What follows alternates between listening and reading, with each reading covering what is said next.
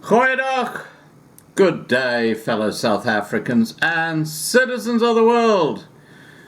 And I have a video attached here. And I've been talking about the great global reset in the last few weeks. It's now becoming clearer and clearer that COVID-19, this scam, has been used to bring countries into financial crisis so that the World Economic Forum, the World Bank, the United Nations, the World Health Organization, all these undemocratic institutions that are basically beholden to the Illuminati, the Bilderbergs and all these other people, they're all part of the scam, are bringing in the Great Reset, the new normal.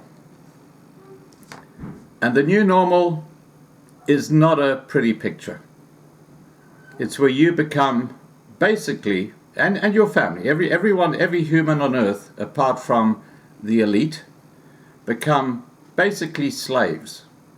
And if you don't perform, if you don't meet your targets as human capital, you disappear.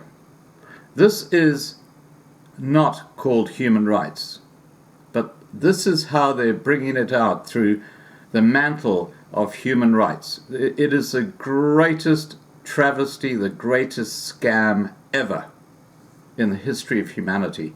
And we are viewing it right now, through this lockdown that's taking place around the world. The whole thing is a scam.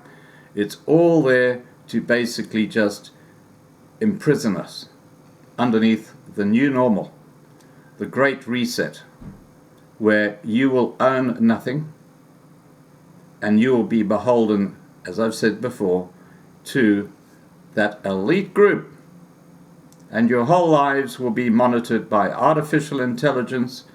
You will just be, as I said just now, human capital, i.e. an asset. No different to your family car at the moment, to the elite. No different to the fridge in your kitchen. No different to an investment you might have. You are human capital under the new world order. Here comes a video, and you'll see the people who are actually talking about the Great Reset. I'm not talking about Mickey Mouse or some conspiracy theorists. I'm talking about these unelected global leaders talking about the Great Reset. It's coming. And they're talking about it coming in 2021 after the World Economic Forum that year. Please remember to subscribe to be kept informed. Ring the bell for the updates. Please like this video. Please share this video. And above all, please stay safe. Bye for now. Speaking of a potential Democrat administration in the United States, in a must-read piece in this week's Spectator Australia, Dr. David Adler asks what Joe Biden and Kamala Harris in the White House would mean for peace in Israel and the Middle East, and it ain't pretty. As Adler points out, Biden has promised to dismantle much of Trump's extraordinarily successful legacy, and with a return to the bad old Obama days of cuddling up to Iran, resourcing and emboldening Iran would make war more likely, says Adler. And of course, Kamala Harris, whose Chief of Staff, Karine Jean-Pierre, has been described as a radical Israel hater. She has already pledged to start refunding Palestinian organizations that Trump defunded because of their links to terrorism, and which will now, in David Adler's words, simply fuel more violence. As I said, a must-read piece out tomorrow. But first, Jackie Lambie. She's one of Tasmania's 12 senators. Quite what they all do, I can't really say, but clearly staying well informed on matters that might be of interest to the people who pay her salary isn't all that high on her list. Here she is in Parliament this week, proudly displaying her own ignorance. One Nation put up a motion criticising the World Economic Forum for putting out some obscure proposal I'd never heard of. Some weird thing nobody outside the darkest corner of Sky News After Dark programming has ever heard about. Well, Jackie, allow me to enlighten you. I'm sorry that the taxpayers of Tasmania pay you over $200,000 a year to stay spectacularly uninformed, but there you have it. First up, although, I am delighted to appear on Sky News After Dark and even to appear on the darkest corners of Sky News After Dark. I have been talking about the Great Reset for the last couple of months here on Outsiders, which is in fact a daytime show. Indeed, it is the #1 rating show on all of Sky News daytime every single week. So please, when you're trying to insult people, it does help if you are at least a teensy bit accurate. Secondly, as I would hope you're aware, Australia is a high-paying member of the United Nations. We are a member of the International Monetary Fund, and the Australian taxpayer spends a fortune sending top politicians and public servants year in, year out in luxury style to attend the World Economic Forum in Davos to help map out global economic structures. It was Matthias Corbyn at the beginning of this year. On top of which, Prince Charles is our future monarch. So when these four extremely powerful and influential bodies line up to tell us what they are planning for our economic future, it's worth maybe just paying a little attention. The World Economic Forum meets every January in Davos. You will have heard of the expression Davos man, Jackie. It refers to all the zillionaires and pop stars and popes and princes and politicians who meet every year to map out our futures. I'm sure you've heard of Bono, Jackie. Well, next year's World Economic Forum at Davos has been pushed back to May in Lucerne, presumably because of COVID. But, and here's where you really need to pay attention, Jackie, this year's Davos is very, very different to all the previous ones.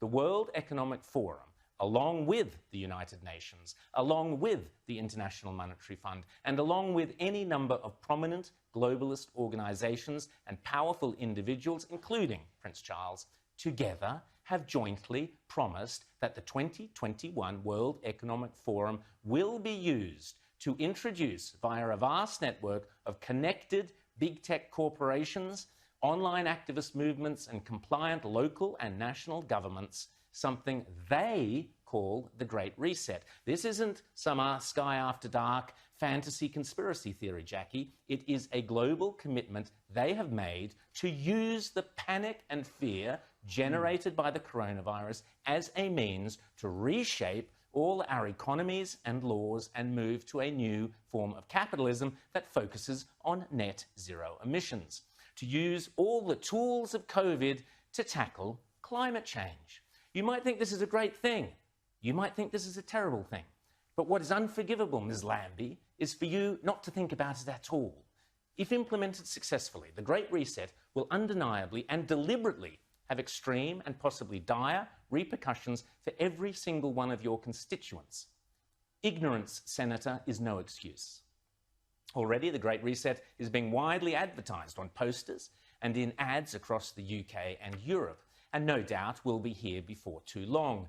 You'll own nothing and you'll be happy is just one of their marketing slogans. I'm sure there are plenty of Tasmanians, Jackie, who might beg to differ with that proposition.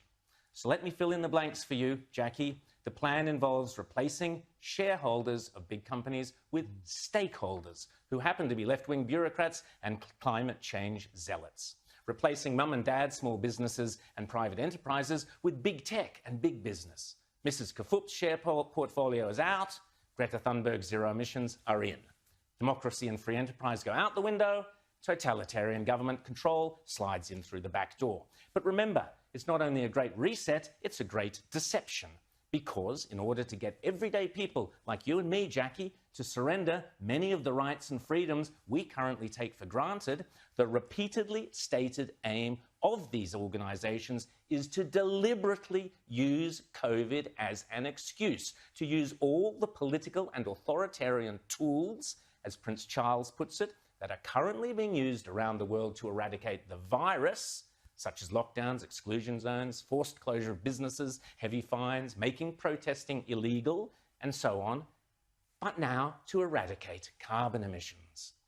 Those behind this scheme are adamant that there can be and never will be a return to normal, that life will never again be what it was prior to COVID. That is why they constantly talk about the new normal. But remember, Jackie, this is not me saying this, lurking in the darkest corners of Sky News After Dark. This is them saying it, the people with the power and the means and the obsessional desire to do it. and they keep telling us again and again precisely what they have in store. Now is the historical moment, the time, not only to fight the real virus, but to shape the system. We have a unique but rapidly shrinking window of opportunity to learn lessons and reset ourselves on a more sustainable path. It is an opportunity we have never had before and may never have again.